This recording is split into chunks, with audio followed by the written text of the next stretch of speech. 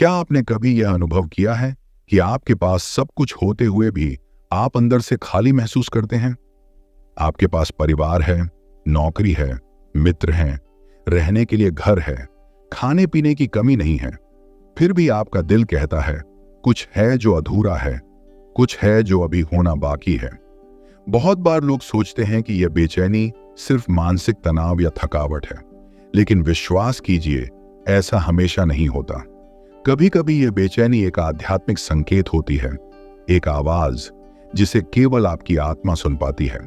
परमेश्वर कभी कभी हमें अंदर से हिला देते हैं, क्योंकि वह हमें हमारी आरामदायक स्थिति, कॉम्फर्ट जोन में नहीं रहने देना चाहते। वह चाहते हैं कि हम आगे बढ़ें, उनके वचनों पर भरोसा करें और उस योजना की ओर कदम रखें जो हमारी सोच से भी बड़ी है।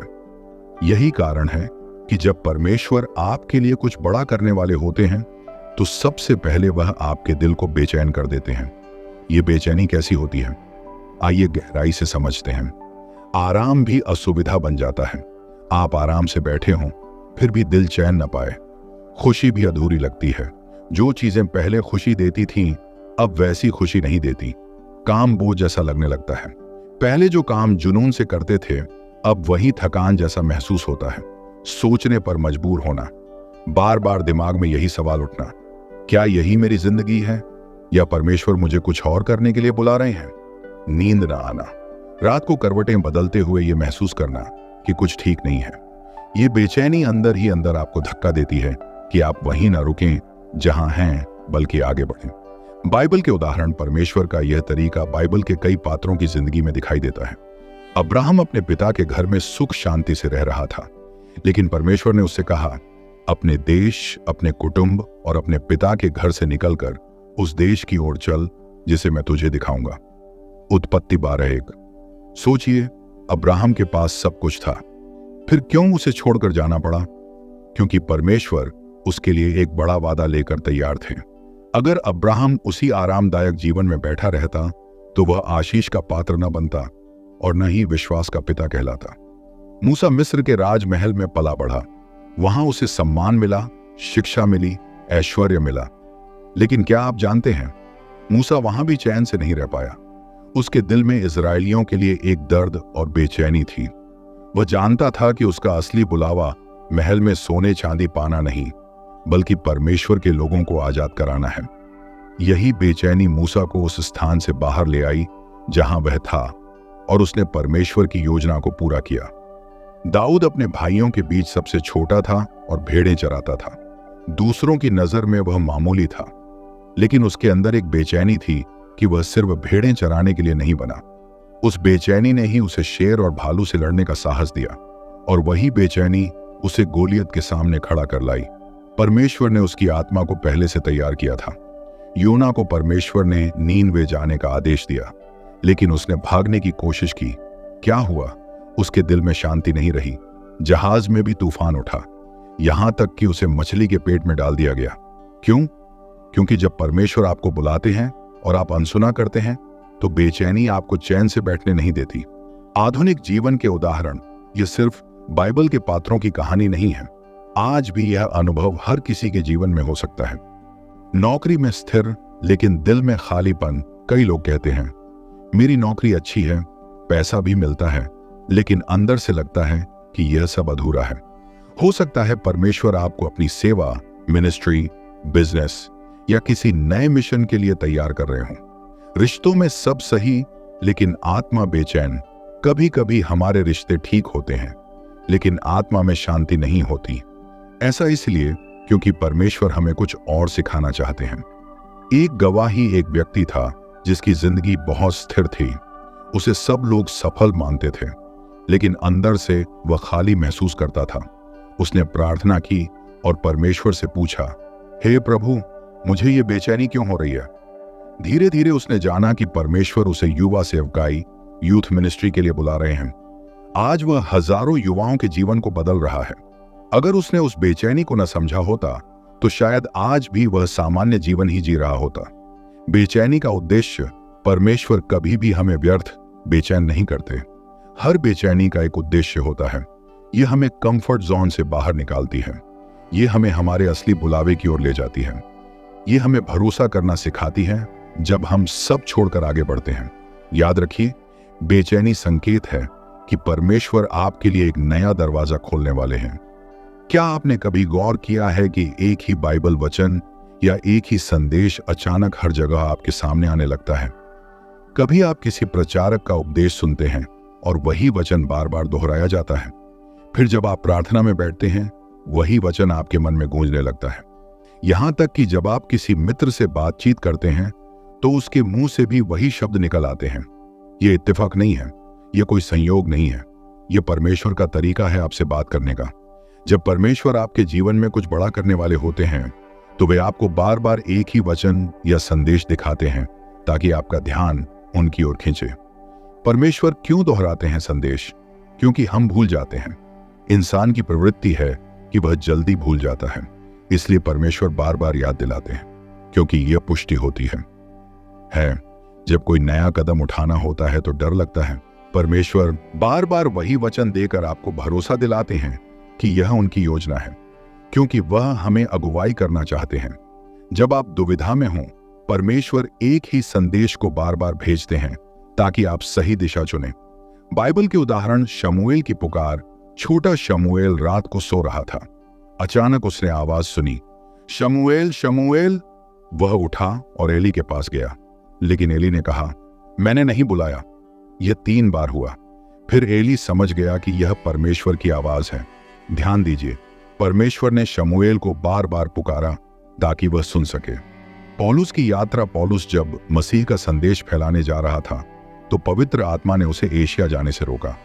फिर उसने दूसरी दिशा सोची, लेकिन वहां भी रास्ता बंद हो गया। रात को उसे दर्शन हुआ कि मकदूनिया का एक व्यक्ति पुकार कर कह रहा है, आकर हमारी सहायता कर। परमेश्वर ने बार बार पौलुस को दिशा बदलवाई और अंततः स्पष्ट रूप से अगुवाई दी। यूसुफ के सपने। यूसुफ को एक सपना मिला कि उसके भाई और माता पिता उसके आगे झुकेंगे, लेकिन क्या हुआ? उसे दूसरा सपना भी मिला। सूरज, चांद और 11 तारे उसके सामने झुके। क्यों? क्योंकि परमेश्वर ने वही संदेश 2 बार दिया ताकि यूसुफ समझ सके कि यह उनकी योजना है। आधुनिक जीवन के उदाहरण। सोशल मीडिया पर संदेश। कभी आप इंस्टाग्राम या यूट्यूब खोलते हैं और वही वचन बार बार सामने आता है। आप सोचते हैं, आजकल हर जगह यही क्यों दिख रहा है? ये परमेश्वर की ओर से है। चर्च में उपदेश। आप किसी रविवार चर्च जाते हैं और पादरी वही वचन पढ़ते हैं जो पिछले हफ्ते से आपके दिल में गूंज रहा है। ये इत्तेफाक नहीं, यह परमेश्वर का कन्फर्मेशन है। व्यक्तिगत अनुभव। एक भाई कहता था, मैं करियर बदलने को लेकर उलझन में था।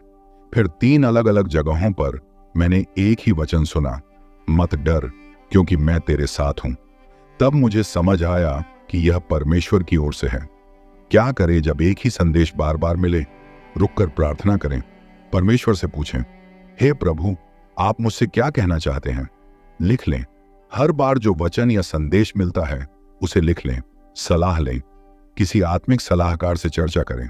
आज्ञाकारी बने। जब पुष्टि मिल जाए तो डरे नहीं, आगे बढ़ें। परमेश्वर के बच्चे, ध्यान रखो, जब एक ही संदेश बार बार सुनाई दे तो समझ लो यह स्वर्ग की ओर से है। वह आपको रोक रहे हैं या आगे बढ़ा रहे हैं या नया अवसर दे रहे हैं।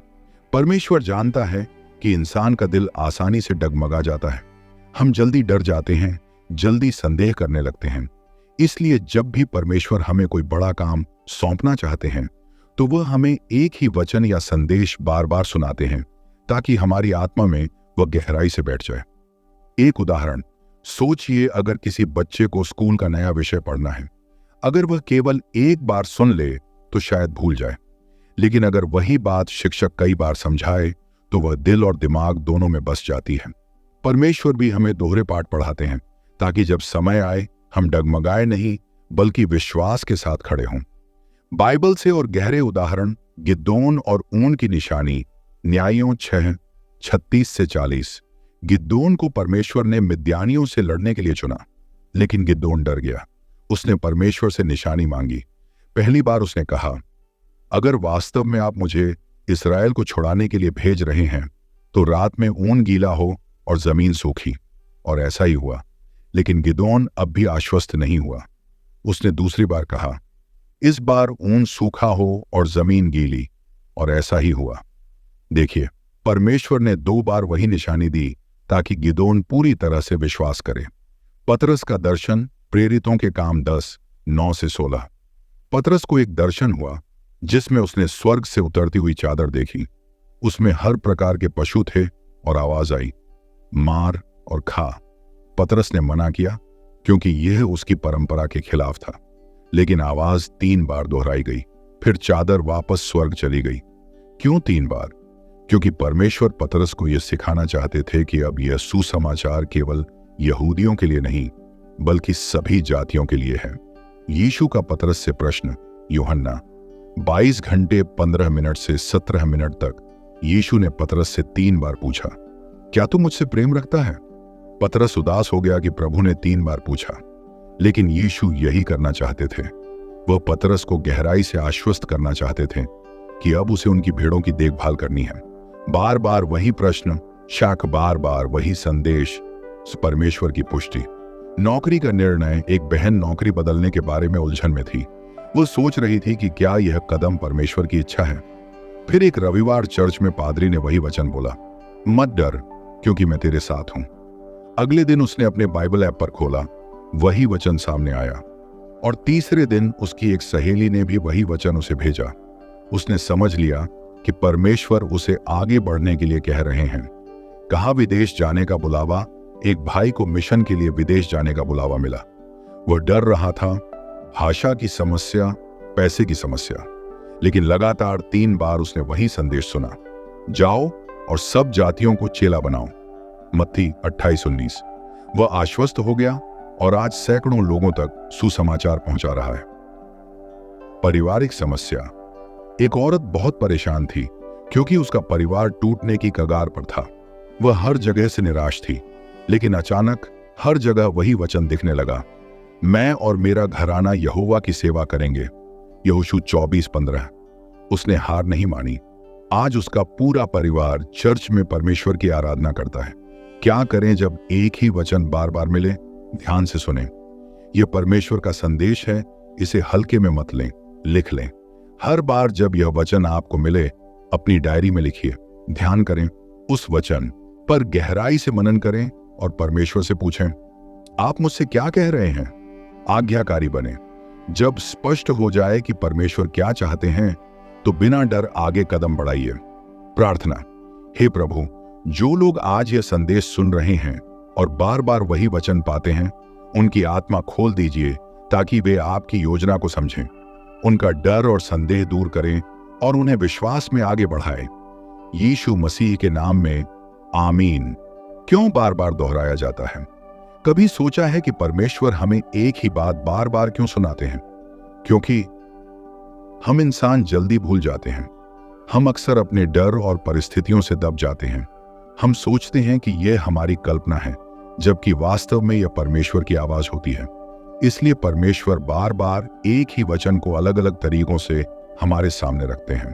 कभी बाइबल पढ़ते समय, कभी उपदेश में, कभी किसी दोस्त के मुंह से, तो कभी सोशल मीडिया पर। एक ही वचन अलग अलग जगह। क्या आपने कभी गौर किया है कि जब परमेश्वर कोई बात कहना चाहते हैं तो वह हर जगह आपको वही सुनाई देने लगता है? आप टीवी ऑन करें, वही वचन। आप चर्च जाइए, वही उपदेश। आप प्रार्थना करें, वही भावना। आप किसी किताब में देखें, वही बात। यह कोई संयोग नहीं है, यह परमेश्वर की योजना है। व्यक्तिगत गवाही, फिक्शनल लेकिन भावनात्मक। रीना की कहानी, रीना की शादी टूटने की कगार पर थी। हर रोज रोते रोते उसने प्रार्थना करनी शुरू की। एक दिन उसने बाइबल खोली और पढ़ा, जो परमेश्वर ने जोड़ा है उसे मनुष्य अलग न करे। उसने सोचा शायद यह सिर्फ संयोग है, लेकिन अगले दिन पादरी ने चर्च में वही वचन पढ़ा। फिर तीसरे दिन उसकी एक सहेली ने कार्ड पर लिखा, वही वचन। रीना टूटकर रो पड़ी। उसे लगा कि परमेश्वर सीधे उस तक बोल रहे हैं। उसने हार नहीं मानी, पति के लिए प्रार्थना जारी रखी। आज उसका परिवार परमेश्वर की गवाही है। दर्शक, हो सकता है आप भी रीना जैसे हालात से गुजर रहे हों। अगर बार बार वही वचन सुन रहे हैं तो समझ लीजिए परमेश्वर कुछ बड़ा करने वाले हैं। विश्वास और पुष्टि। जब परमेश्वर कोई बड़ा कार्य करने वाले होते हैं तो वह आपको पहले से तैयार करते हैं। और तैयारी का सबसे बड़ा तरीका है बार बार वही संदेश देना। ये वैसा ही है जैसे माँ बच्चे को बार बार समझाती है, बेटा सड़क पार करते समय दोनों तरफ देखना, क्योंकि यह जीवन और मौत का मामला है।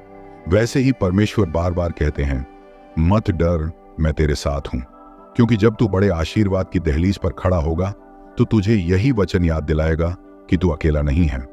बाइबल से प्रेरक दृश्य, मूसा को परमेश्वर ने कई बार कहा, मैं तेरे साथ रहूंगा। क्यों? क्योंकि मूसा डरता था। यहोशू को बार बार कहा गया, हियाव बांध और दृढ़ हो। क्यों? क्योंकि उसके सामने युद्ध और वादा किया हुआ देश था। पौलुस को स्वप्न और दर्शन बार बार मिले। क्यों? क्योंकि उसका मिशन आसान नहीं था।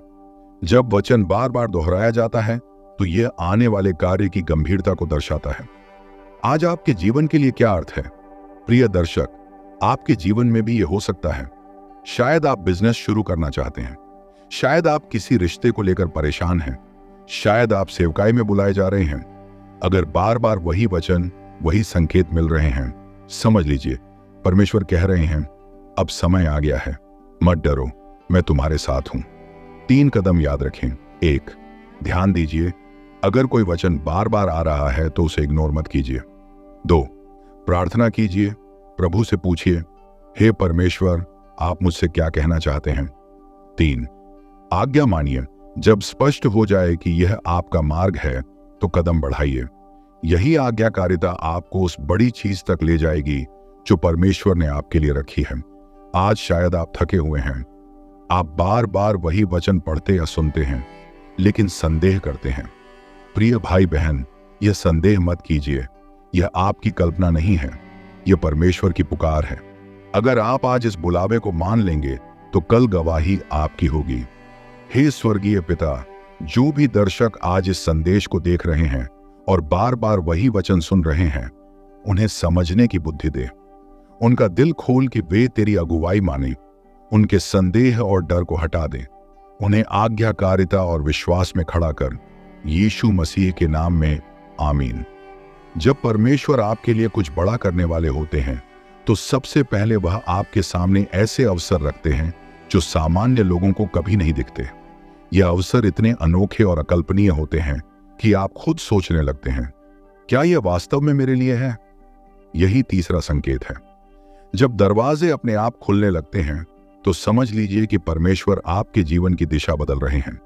मूसा और लाल समुद्र, मूसा और इस्राएली मिस्र से निकल रहे थे। पीछे फिरौन की सेना थी और आगे लाल समुद्र। सामान्य इंसान यही सोचता कि यह तो मौत है, लेकिन परमेश्वर ने मूसा की लाठी उठाते ही समुद्र को 2 हिस्सों में बांट दिया। यह दरवाजा इंसानी नहीं बल्कि परमेश्वर का था। दानियेल शेरों की मांद में, दानियेल को शेरों की मांद में डाला गया। यह मौत का दरवाजा था, लेकिन परमेश्वर ने उस दरवाजे को गवाही का अवसर बना दिया। शेरों के मुंह बंद हो गए और राजा ने घोषणा की कि दानियेल का परमेश्वर सच्चा परमेश्वर है। पौलुस और सिलास जेल में, जेल के दरवाजे अपने आप खुल गए। परमेश्वर ने उन्हें छुड़ाया और वहीं जेल प्रहरी विश्वास में आ गया। यह कोई सामान्य अवसर नहीं था, यह परमेश्वर का चमत्कारी दरवाजा था। आज के जीवन की कहानी 1, नौकरी का चमत्कार। एक युवक सालों से नौकरी के लिए भटक रहा था, हर जगह रिजेक्ट हो रहा था।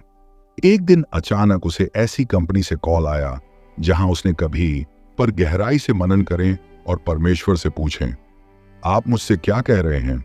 आज्ञाकारी बने।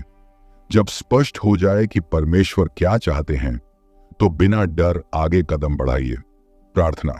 हे प्रभु, जो लोग आज यह संदेश सुन रहे हैं और बार बार वही वचन पाते हैं, उनकी आत्मा खोल दीजिए ताकि वे आपकी योजना को समझें, उनका डर और संदेह दूर करें और उन्हें विश्वास में आगे बढ़ाएं। यीशु मसीह के नाम में, आमीन। क्यों बार बार दोहराया जाता है?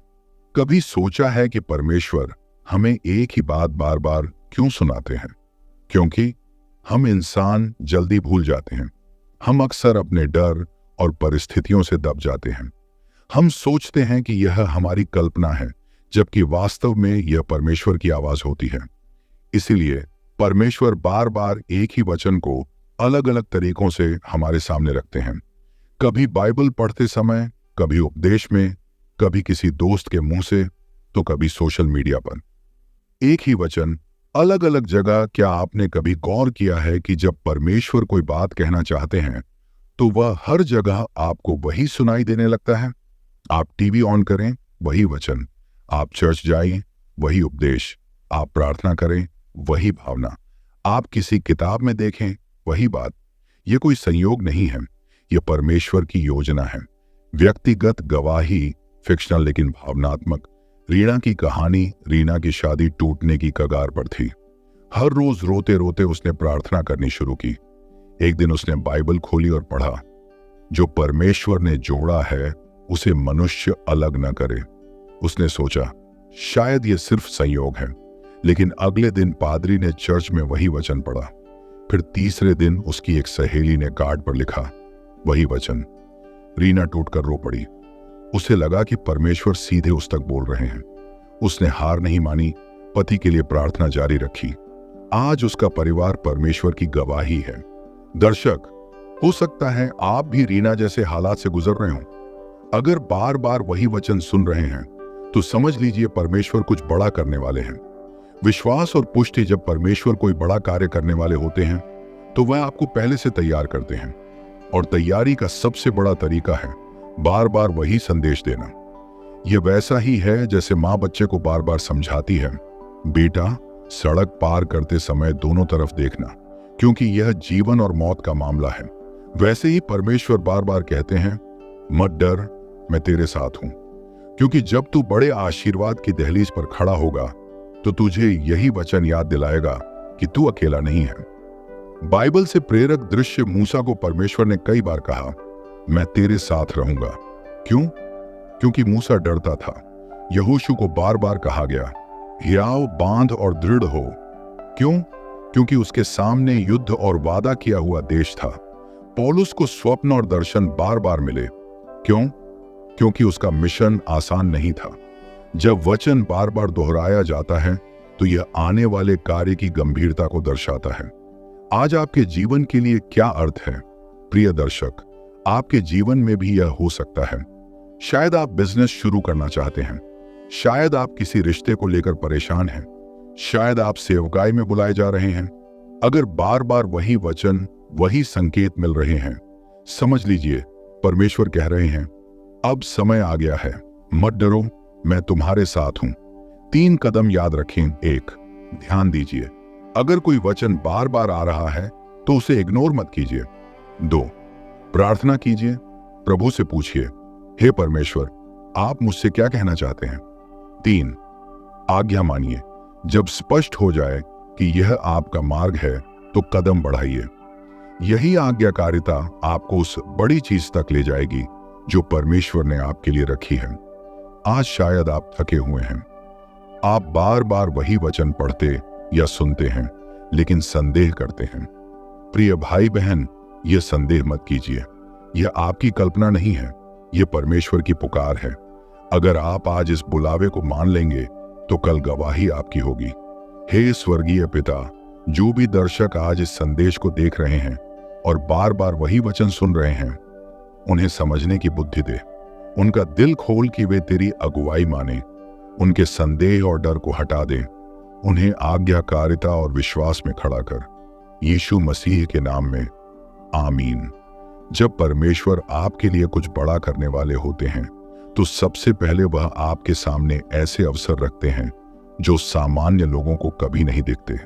यह अवसर इतने अनोखे और अकल्पनीय होते हैं कि आप खुद सोचने लगते हैं, क्या यह वास्तव में मेरे लिए है?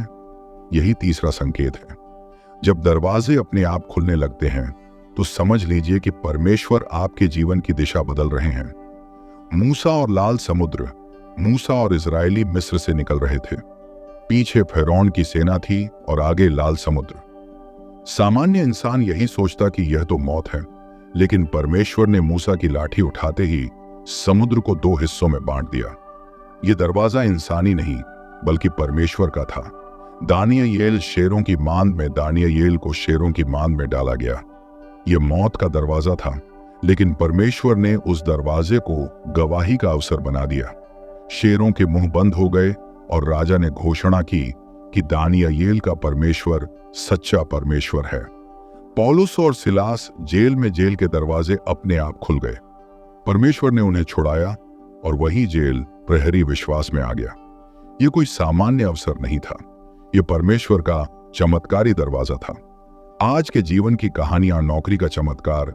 एक युवक सालों से नौकरी के लिए भटक रहा था, हर जगह रिजेक्ट हो रहा था। एक दिन अचानक उसे ऐसी कंपनी से कॉल आया जहां उसने कभी अप्लाई भी नहीं किया था। इंटरव्यू लिया गया और उसी दिन उसे ज्वाइनिंग लेटर मिल गया। यह परमेश्वर का दरवाजा था। बच्चा पाने का अवसर। एक दंपत्ति सालों से बच्चा नहीं पा रहे थे। डॉक्टर ने कह दिया अब कोई उम्मीद नहीं, लेकिन अचानक उन्हें एक अनाथ बच्चे को गोद लेने का अवसर मिला। वह बच्चा उनके जीवन की सबसे बड़ी आशीष बन गया। जब इंसान का दरवाजा बंद होता है तो परमेश्वर नया दरवाजा खोलते हैं। विदेश में मिशन। एक बहन को कभी लगा भी नहीं था कि वह विदेश जाएगी, लेकिन अचानक चर्च से बुलावा आया कि उन्हें मिशन टीम के साथ जाना है। उसके लिए सब खर्च अपने आप पूरा हो गया। असामान्य अवसर और सब परमेश्वर का संकेत।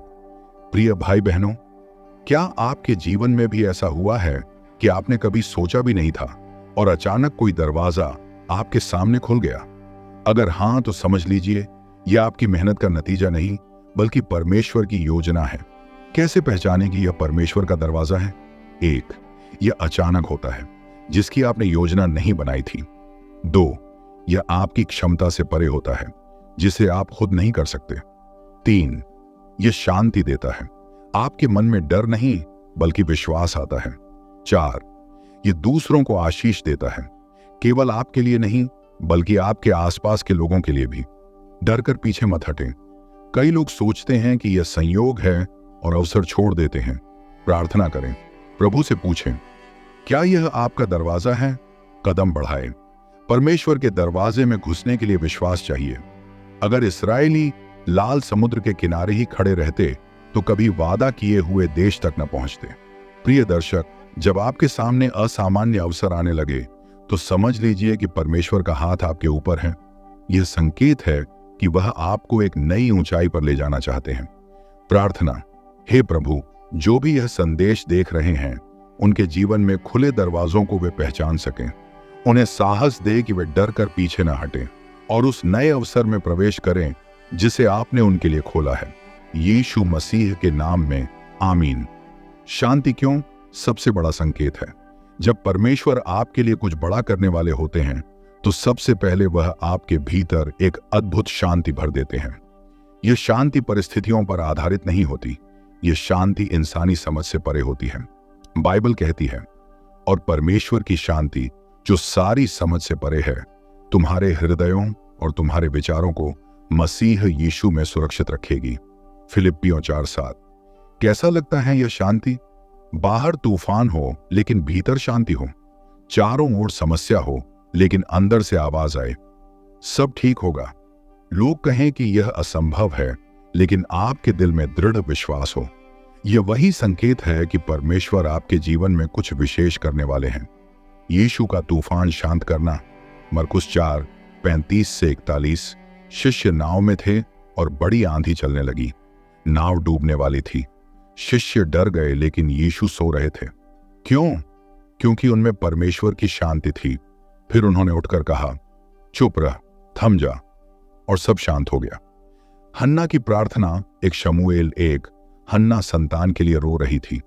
वह कड़वाहट में थी, लेकिन जब उसने मंदिर में प्रार्थना की और याजक एली ने उसे आशीर्वाद दिया तो लिखा है कि उसका मुख उदास न रहा, यानी उसकी आत्मा में शांति आ गई और वही शांति उसका उत्तर बन गई। पतरस जेल में। प्रेरितों के काम 12। पतरस को मौत की सजा मिलने वाली थी, लेकिन जब वह जेल में था तो लिखा है कि वह सो रहा था। क्या कोई इंसान मौत से पहले इतनी गहरी नींद सो सकता है? यह केवल परमेश्वर की शांति से ही संभव था। आधुनिक जीवन की कहानियां। बीमारी के बीच शांति। एक औरत कैंसर से जूझ रही थी। डॉक्टर ने कहा, अब ज्यादा उम्मीद नहीं, लेकिन उसने कहा, मुझे भीतर से विश्वास है कि परमेश्वर कुछ करेंगे। उसने गवाही दी कि उसकी आत्मा में शांति है। कुछ महीनों बाद रिपोर्ट्स बदल गईं, वह पूरी तरह ठीक हो गई। बिजनेस का घाटा। एक युवक का बिजनेस बुरी तरह डूब रहा था। लोग मजाक बना रहे थे, लेकिन वह कहता रहा, मुझे विश्वास है परमेश्वर मुझे नया रास्ता देंगे। आज उसका कारोबार 2 गुना हो चुका है। परीक्षा की घड़ी एक बहन की शादी टूट गई थी। सबने कहा अब जीवन खत्म हो गया, लेकिन उसने प्रार्थना में एक अजीब सी शांति पाई। उसने नया जीवन शुरू किया और आज परमेश्वर के लिए शक्तिशाली गवाही है। शांति क्यों दी जाती है? ताकि आप डर के बजाय विश्वास चुनें, ताकि आप गलत फैसले न लें, ताकि आप धैर्य से परमेश्वर के समय का इंतजार करें। शांति आपके कदमों को स्थिर करती है। कैसे पहचानें कि यह परमेश्वर की शांति है? 1, यह अचानक आती है।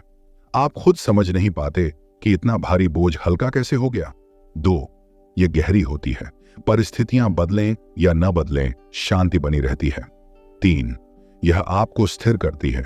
आप जल्दबाजी नहीं करते, बल्कि विश्वास के साथ रुकते हैं। 4, यह आपको परमेश्वर पर निर्भर बनाती है।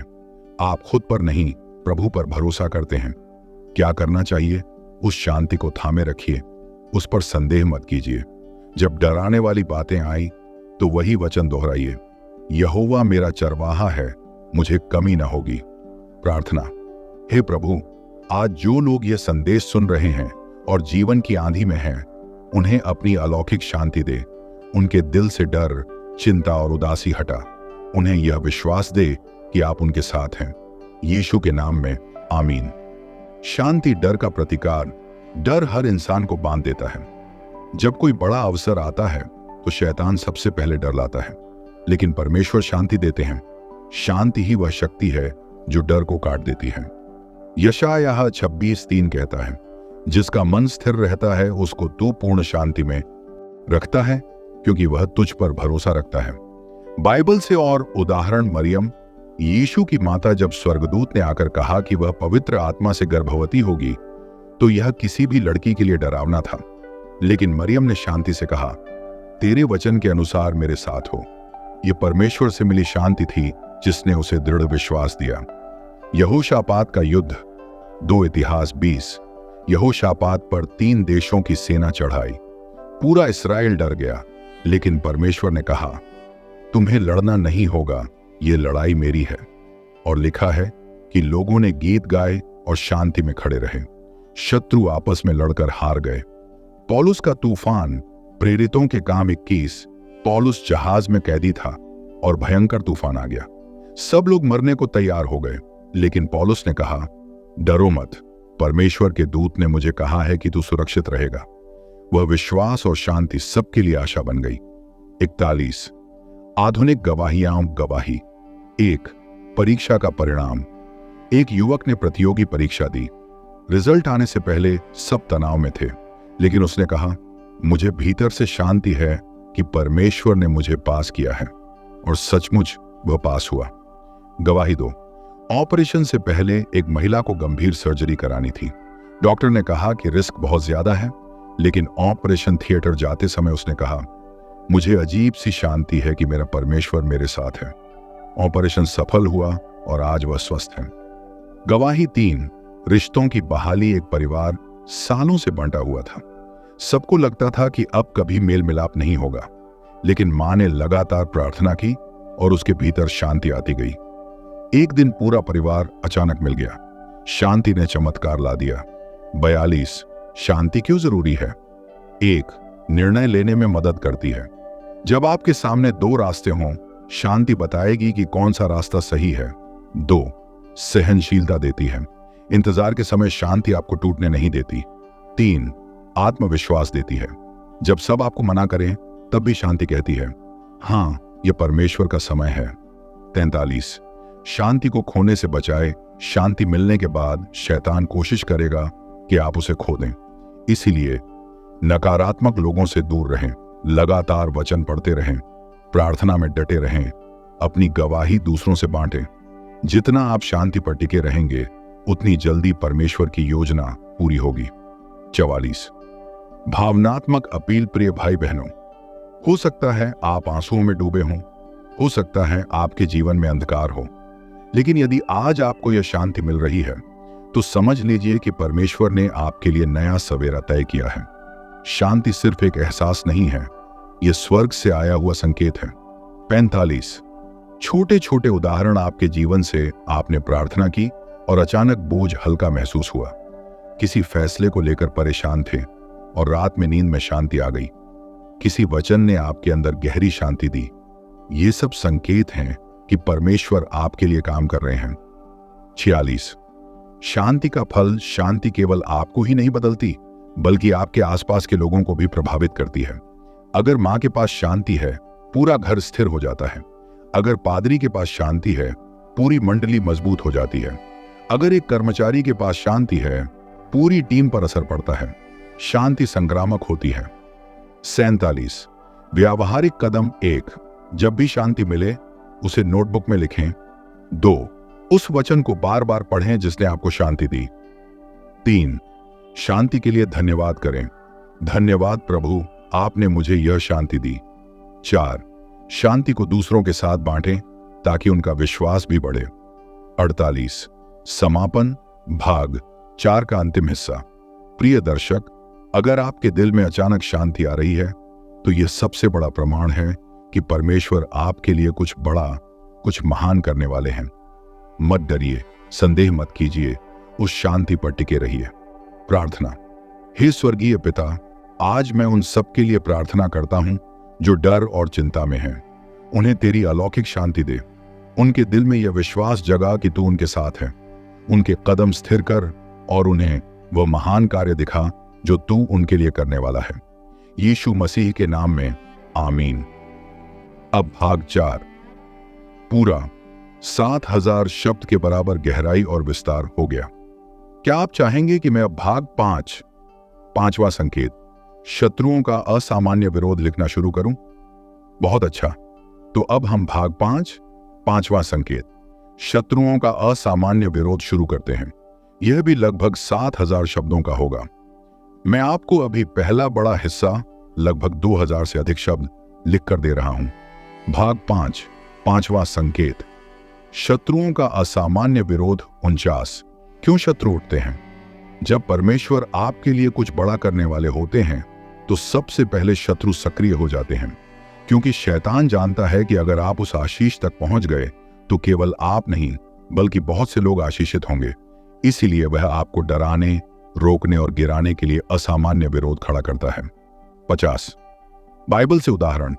मूसा और फिरौन। जब मूसा इजरायलियों को छुड़ाने आया तो फिरौन ने पहले से भी ज्यादा बोझ उन पर डाल दिया। वह नहीं चाहता था कि लोग स्वतंत्र हों। यह विरोध इस बात का संकेत था कि परमेश्वर कुछ बड़ा करने वाले हैं, इस्राएल को छुड़ाने और उन्हें प्रतिज्ञा किए हुए देश में ले जाने। दाऊद और गोलियत। जब दाऊद राजा बनने की प्रक्रिया में था तो उसके सामने गोलियत खड़ा हुआ। पूरा इस्राएल डर गया था, लेकिन दाऊद ने कहा, तू तलवार और भाले से आता है, पर मैं सेनाओं के यहोवा के नाम से आता हूं। गोलियत का असामान्य विरोध दाऊद की असामान्य विजय और पहचान का रास्ता बना। यीशु का जीवन। जैसे ही यीशु ने सेवकाई शुरू की, फरीसी और शास्त्री उसके खिलाफ खड़े हो गए। अंत तक उन्होंने उसे क्रूस पर चढ़ा दिया, लेकिन वही विरोध दुनिया के उद्धार का कारण बन गया। क्यों विरोध जरूरी है? विरोध आपके विश्वास की परीक्षा लेता है। विरोध आपके भीतर हिम्मत और धैर्य पैदा करता है। विरोध आपको भीड़ से अलग करता है और आपको ऊंचाई पर लाता है। बिना विरोध के बड़ी गवाही नहीं मिलती। आधुनिक जीवन की कहानियां। कहानी 1। नौकरी में विरोध। एक युवक को प्रमोशन मिलने वाला था, लेकिन ऑफिस में कुछ लोग उसके खिलाफ षड्यंत्र रचने लगे। उसने हार नहीं मानी बल्कि प्रार्थना करता रहा। अंत में उसी को प्रमोशन मिला और विरोधी शर्मिंदा हुए। कहानी 2। परिवार में विरोध। एक बहन ने जब चर्च जाना शुरू किया तो उसके परिवार ने उसे ताना देना शुरू किया। उन्होंने उसे रोकने की कोशिश की, लेकिन उसने हार नहीं मानी। आज वही परिवार उसके साथ चर्च में बैठता है। कहानी 3। बिजनेस का विरोध। एक आदमी ने परमेश्वर की अगुवाई में नया बिजनेस शुरू किया। प्रतिस्पर्धी उसे गिराने लगे, गलत अफवाहें फैलाने लगे, लेकिन परमेश्वर ने उसका बिजनेस और भी ऊंचाई पर पहुंचा दिया। असामान्य विरोध, असामान्य आशीष। विरोध से कैसे निपटें? 1। डरिए मत। विरोध आपके खिलाफ नहीं बल्कि उस परमेश्वर के खिलाफ है जो आपके साथ है। 2। प्रार्थना कीजिए। हर विरोध को प्रार्थना में परमेश्वर के हाथ सौंप दीजिए। 3। मौन रहिए। कई बार विरोध का सबसे अच्छा उत्तर चुप रहना होता है। 4, आगे बढ़ते रहिए, रुकिए मत, क्योंकि रुकना ही शैतान की जीत है। प्रार्थना। हे प्रभु, जो भी आज विरोध का सामना कर रहे हैं, उनके विश्वास को मजबूत कर। उन्हें यह समझ दे कि यह आशीष का संकेत है। उनका हौसला बढ़ा और उन्हें विजय दिला। यीशु मसीह के नाम में आमीन। अवसर का महत्व। प्रिय भाइयों और बहनों, जीवन में कभी कभी ऐसे मौके आते हैं जो साधारण नहीं होते। ये मौके अचानक आते हैं और आपका जीवन बदल देते हैं। यही परमेश्वर के संकेत होते हैं कि अब वह आपको नई ऊंचाई पर ले जाने वाले हैं। प्रकाशित वाक्य 3:8 में यीशु कहते हैं, मैंने तेरे सामने एक खुला हुआ द्वार रखा है जिसे कोई बंद नहीं कर सकता। बाइबल से उदाहरण। यूसुफ गड्ढे से शुरू हुआ। उसका सफर गुलामी और जेल से गुजरता हुआ एक दिन अचानक अवसर आया।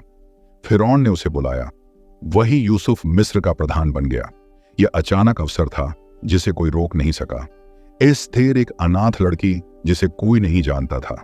अचानक अवसर आया कि वह रानी चुनी गई और उसी अवसर के कारण पूरा यहूदी समाज बच गया। पतरस जब उसने पूरी रात मछली पकड़ी और कुछ नहीं मिला, तभी यीशु ने कहा, गहरे पानी में जाल डाल, और उसी क्षण उसका जाल मछलियों से भर गया। एक दिव्य अवसर ने उसका जीवन बदल दिया। अचानक अवसर की पहचान कैसे करें?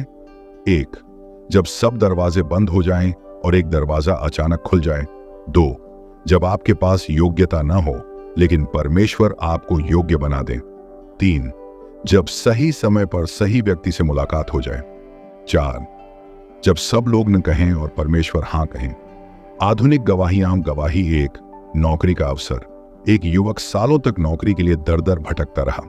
एक दिन अचानक एक कॉल आया, इंटरव्यू हुआ और उसी दिन जॉब ऑफर मिला। उसने गवाही दी, यह परमेश्वर का खुला दरवाजा है। गवाही 2, बच्चा गोद लेना। एक दंपति सालों तक संतानहीन रहा। फिर अचानक उन्हें एक अनाथ बच्ची को गोद लेने का अवसर मिला।